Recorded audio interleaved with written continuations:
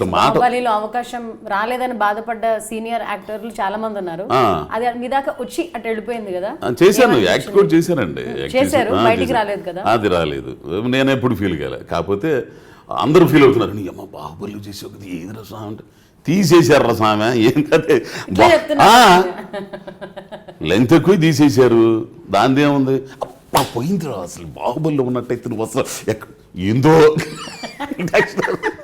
కానీ కుదరాలుగా ఏమన్నారు, నాకు లేదు అబ్బి అదేం లేదు. పాపం వాళ్ళకి ఏంటంటే వాళ్ళకి తెలియదు కదండి. కొంచెం కొన్ని సందర్భాల్లో మనం మర్చిపోయినా పక్కన వాడు విచిత్రంగా ఉంటాయిలేండి అవన్నీ. అసలు కొందరు ఉంటే కొన్ని చోట్లకి వెళ్ళిన తర్వాత ఎవడో గుర్తుపెడతాడు, మీరు సినిమాలు చేశారు కదా అన్నాడు. వీడు పక్కన పడుతూ ఆయన సినిమా అని వచ్చి ఏమన్నా ఏ సినిమాలు చేశారు మీరు అంటే నీ మొత్తం మూర్చబళ్ళు వేసుకుని చెప్పాలా, పలానా సినిమా పలానా సినిమా.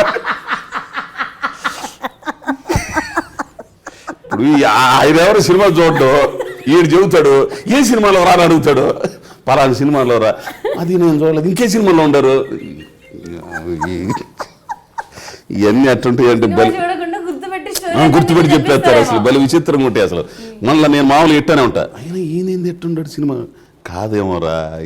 నేను మామూలుగా కృష్ణ ఎక్స్ప్రెస్ జనరల్ బోగి ఎక్కి వెళ్తుంటా, ఓ సింగిల్ సీట్ చూసుకుని కూర్చొని పేపర్లు చదువు పుస్తకాలు చదువుకుంటూ వెళ్తారు.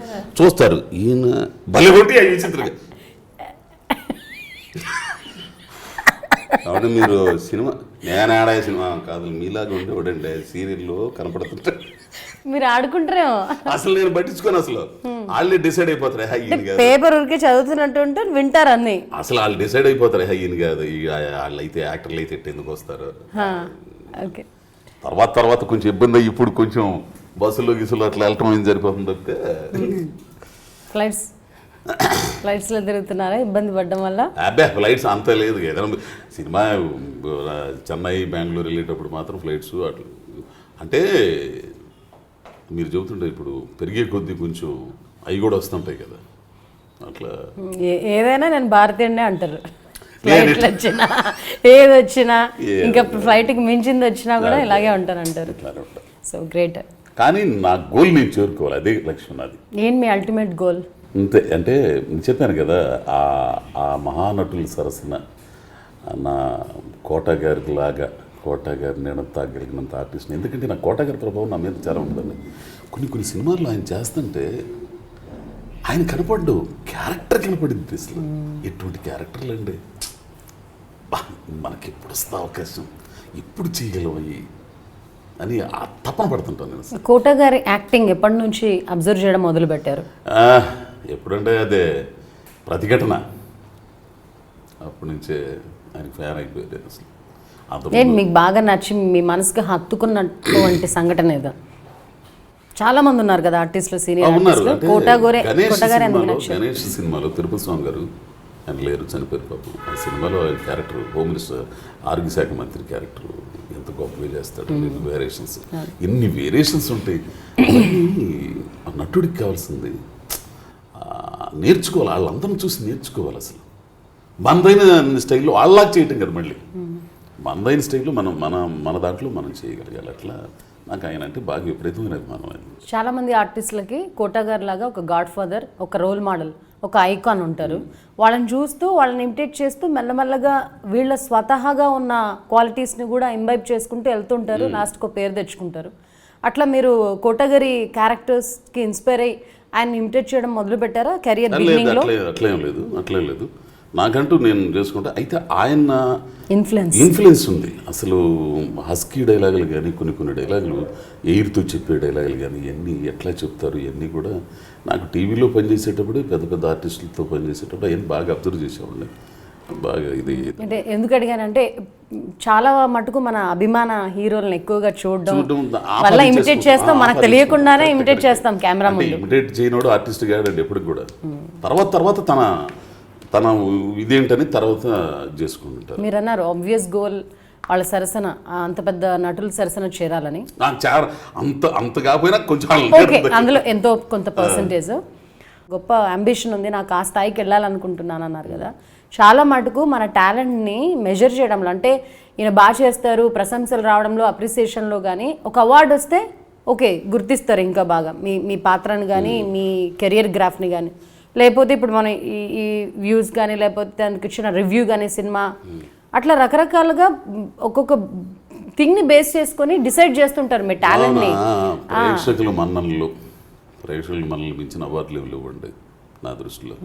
ప్రేక్షకుల మన్ననలు వాళ్ళ ఈ రోజున ఎంతోమంది అంటే టెక్నికల్ పెరిగిన తర్వాత ఫోన్ల ద్వారా కానీ మెసేజ్ల ద్వారా కానీ ఇవన్నీ చేస్తుంటారు. ఓళ్ళకి పోతేనేమన్నా బలి చేసేవారు దాంట్లో యమాగుందరే అని జనం చెప్పి అప్పుడు మనకు తెలిసిపోయింది. ఒక్కడైతే నా కొడుకుని కొడితే బాగుండు అనిపించుకున్నారంటే మనం గెలిచినట్టుగా. ఏంది ఎప్పుడు కొడదామా అంత అనుభవించింది. నేను పాత సినిమాల్లో చూసేటప్పుడు సత్యనారాయణ గారు గుర్తే కొడుతుంటే కొట్ట నా కొడుకుని కొట్టుకుని అరుస్తుండేవాళ్ళు. అంటే అంత ఓన్ చేసుకునేవాళ్ళు, అంత క్రూయాలిటీ కనపడేది. మిమ్మల్ని ఎవరైనా కొట్టడానికి ప్రయత్నించారా బయటికి వెళ్ళినప్పుడు? ఇక్కడ కాదు కానీ అక్కడ చెన్నైలో జరిగింది అది విచారణ సందర్భంగా. ఎక్కడ విచారణ రిలీజ్ అయింది మార్నింగ్ షోకి. అది విజయవాడది కాంప్లెక్స్ ఉంటుంది, దాంట్లో చూడడానికి వెళ్ళిన తర్వాత మార్నింగ్ షో అయిపోయిన తర్వాత లేచి నిలబడిన తర్వాత అడించం ముట్టా అని చెప్పి కొట్టడానికి వచ్చేసేవాడు. మేనేజర్ ఏమన్నారు? అడిచిగా మూట గుండోని కొట్టంటారా బాబు. ఓకే లేదు అడిగిరా ఎన్నా సార్ అంది మాదిరి అడిగితే ఎల్లారక ఎందుకు అట్లా కొడతారు మీరు అసలు అని నేను అడిగిరా. ఓకే వాంగ సార్ సెల్ఫీ కొడుకు కూల్ చేశారు సెల్ఫీ తోటి. ఏంటి క్యారెక్టర్ ఏంటి అందులో? తెలుగు పోలీస్ అండి, తెలుగు సిఐ విశ్వేశ్వరరావు అని. తెలుగు డైలాగ్స్ ఉంటాయి మీకు? తెలుగు డైలాగ్స్ ఉంటాయి. వావ్, తెలుగు డైలాగ్స్ ఉంటాయి.